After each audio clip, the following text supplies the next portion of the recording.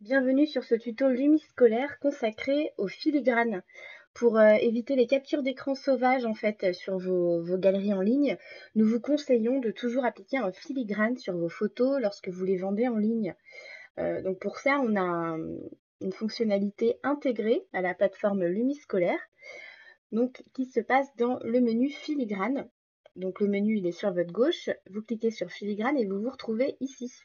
Le choix par défaut, je vous en parlerai tout à l'heure. Pour l'instant, on va créer 2 filigranes. Donc pour créer votre filigrane, vous cliquez sur le petit plus aussi. En fait, vous passez juste la souris.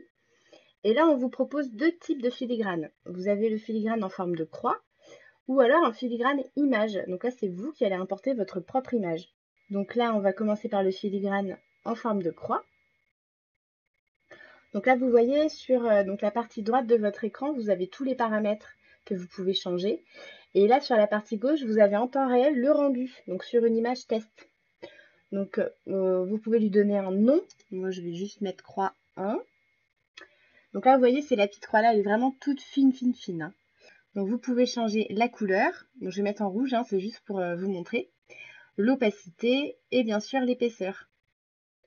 Donc là, vous voyez, on peut vraiment jouer sur tout. Bah, je vais laisser en rouge, c'est pas très sympa, mais c'est juste pour vous montrer ce que ça donne.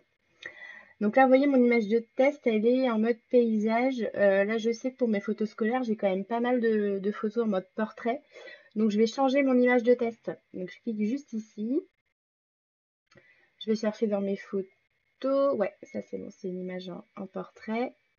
Voilà, donc là, je peux mieux me rendre compte de ce que ça fait sur une image en portrait. Donc bon, bah, je décide que c'est pas mal, donc j'enregistre. Et je vais vous montrer maintenant le filigrane image. Donc là, je clique sur type image. Donc pareil, on lui donne un nom, image 2. Et là, je vais aller chercher mon fichier PNG. Donc votre filigrane, il faut que ce soit un fichier PNG et il ne faut pas que ça dépasse 1600 pixels pour le plus grand côté. Donc je vais chercher le mien que j'ai créé auparavant, qui s'appelle filigrane, tout simplement.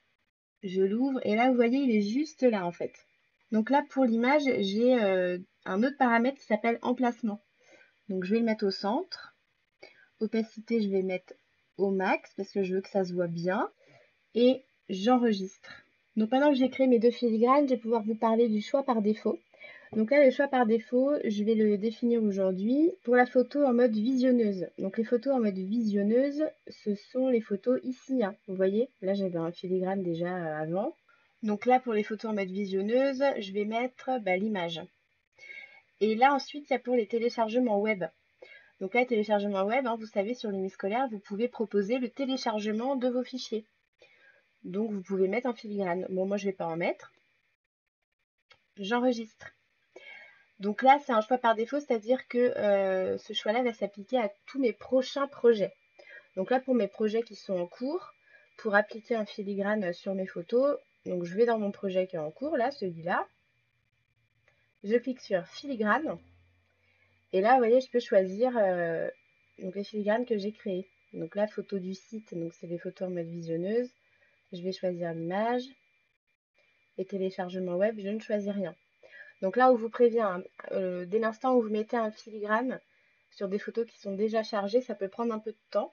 Donc pour vérifier que le filigrane est bien présent, donc je vous encourage donc déjà à aller sur l'une de vos galeries en ligne et de bien rafraîchir la page et de vider vos caches pour voir que le filigrane s'est bien mis sur vos photos.